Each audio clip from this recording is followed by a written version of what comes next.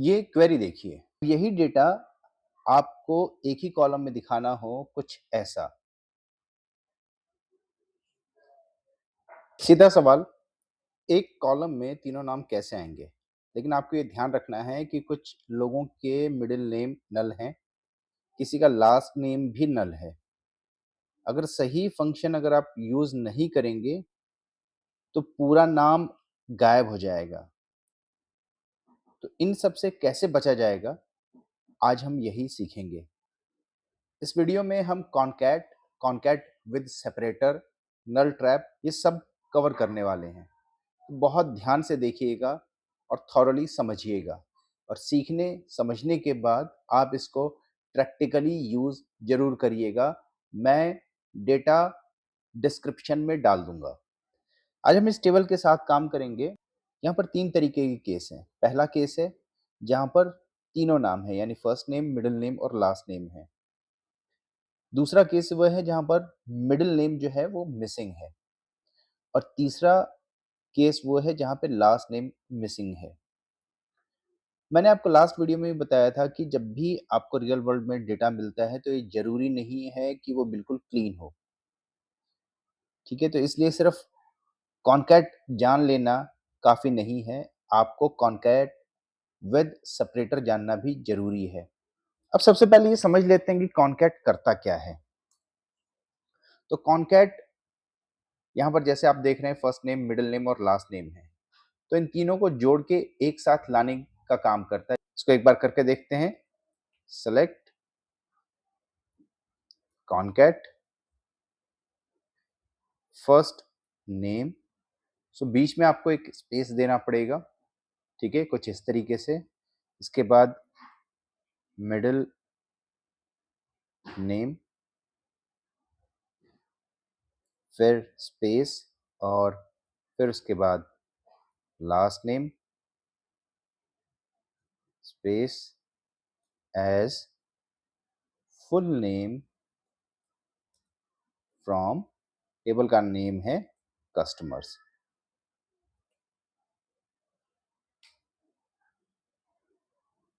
ठीक है? यहाँ पर आप देखिए कि अर्जुन का पूरा नाम आ रहा है लेकिन इसके बाद नल आ रहा है। अब ये क्यों आ रहा है? इसी चीज़ को आज हम देखने वाले हैं, लेकिन अभी आप फिलहाल कॉनकैट का मतलब समझ लीजिए। कॉनकैट करता क्या है? ये अलग-अलग स्ट्रिंग्स को जोड़ता है। तो आपने इसका सिंटैक्स भी देख लिया, आपने पहला एग्ज़ाम्पल भी समझ लिया है। अब यहाँ पर एक इम्पॉर्टेंट चीज़ है, कॉनकैट में अगर एक भी आर्ग्यूमेंट नल है, तो रिज़ल्ट भी आपका क्या आएगा? रिज़ल्ट भी आपका नल आएगा। यानी जैसे आप यहाँ पर देख रहे हैं कि अर्जुन कुमार शर्मा के बाद आपका नाम जो है, फुल नेम जो है वो नल हो जाता है। क्यों? क्योंकि मिडल नेम नल था। अब इसको फिक्स कैसे कर सकते हैं? तो इसको फिक्स करने के लिए कॉलेस आता है जिसको हम यहाँ यूज़ कर सकते हैं और उसके थ्रू हम इसको फिक्स कर सकते हैं। मैं सिंटैक्स लिखूँ, इससे पहले हम ये समझ लेते हैं कि कॉलेस यूज़ किस लिए किया जाता है। तो कॉलेस का यूज़ किया जाता है नल वैल्यूज़ को हैंडल करने के लिए। सो फॉर एन एग्ज़ाम्पल अगर कहीं पर आपके पास डेटा में नल वैल्यू है, तो आप उसको रिप्लेस कर सकते हैं 0 के साथ। इसी तरीके से हम यहाँ पर नल वैल्यू को रिप्लेस करेंगे एक स्पेस के साथ। कैसे? चलिए देखते हैं। सेलेक्ट कॉनकैट फर्स्ट नेम और उसके बाद स्पेस कॉलेस मिडिल नेम और यहां पर अब मैं इसको रिप्लेस कर रहा हूं और इसके बाद स्पेस और फिर हमारे पास फिर से हम कॉलेस लिखेंगे क्योंकि हमारे पास कई जगहों पे लास्ट नेम भी मिसिंग है। लास्ट नेम और इसको फिर मैंने ऐसे कर दिया as last name from customers. तो देखिए आपके पास डेटा आ गया है, बट यहाँ पर भी अगर आप थॉरली देखें, ध्यान से देखें तो प्रिया गुप्ता में आपको एडिशनल स्पेस दिखाई दे रहा है। कॉलेज से हमने नल तो हटा लिया, लेकिन एक्स्ट्रा स्पेस की प्रॉब्लम फिर से आ गई। इसलिए अब इसका अल्टरनेट जो है वो है कॉन्कैट विद सेपरेटर, जिसको हम कुछ ऐसे लिखते हैं, कॉन्कैट विद सेपरेटर। यहां पर WS का मतलब है विद सेपरेटर। तो हमने फर्स्ट पार्ट में क्या देखा? हमने तीन चीजें देखी। पहली चीज कॉन्कैट क्या होता है, दूसरा केस हमने देखा कि अगर कॉन्कैट यूज करते समय कहीं पर भी नल हो तो आपका वो पूरा डेटा नल बन जाता है।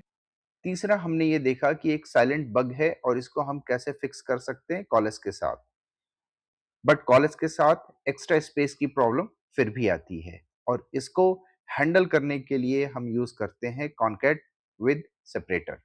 तो सबसे पहले चलिए एक सिंपल से एग्जांपल के साथ हम इसको देख लेते हैं और ये क्यों यूज किया जाता है वो भी हम समझेंगे। Select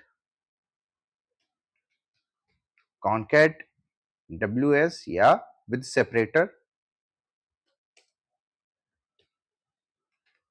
first name, middle name and last name as full name from customers। और अब आप देखिए कि आपके पास डेटा बिल्कुल क्लीन होकर आया है। जहां कहीं भी नल था वो भी फिक्स हो गया है, जहां मिडिल नेम में नल था वो भी फिक्स हो गया है और जहां लास्ट नेम में नल था वो भी फिक्स हो गया है। कॉन्कैट विद सेपरेटर क्या करता है ये समझ लेते हैं। सो कॉन्कैट विद सेपरेटर सेपरेटर के साथ ज्वाइन करता है और नल वैल्यूज ऑटोमेटिकली स्किप कर देता है, जो कि कॉन्कैट नहीं कर पाता है। Concat with separator null values को स्किप करता है, इसलिए रिजल्ट नल नहीं होता है। अब यहां पर आप दूसरी इंपॉर्टेंट चीज ये देखिए। जैसे आपने कॉन्कैट में हर जगह सेपरेटर यूज किए, यहाँ पर आपको बार बार सेपरेटर यूज करने की जरूरत नहीं पड़ती है। आप स्टार्टिंग में एक बार सेपरेटर यूज कर लेते हैं, सेपरेटर लिख देते हैं और ये पूरे आर्गुमेंट में सेपरेटर ऑटोमेटिकली ले लेता है। पहला आर्गुमेंट यहाँ पर सेपरेटर आता है और बाकी सब वैल्यूज आ जाती हैं। आई होप कि ये वीडियो आपको अच्छी लगी होगी, आपको कॉन्कैट और कॉन्कैट विद सेपरेटर का डिफरेंस समझ में आया होगा। अब हम मिलेंगे नेक्स्ट वीडियो में, जहां पर हम बात करेंगे कुछ और इंपॉर्टेंट टेक्स्ट फंक्शंस की। तब तक के लिए आप लोग इस चैनल के साथ बने रहिए, लाइक करिए, सब्सक्राइब करिए और शेयर करिए अपने फ्रेंड्स के साथ। Thank you.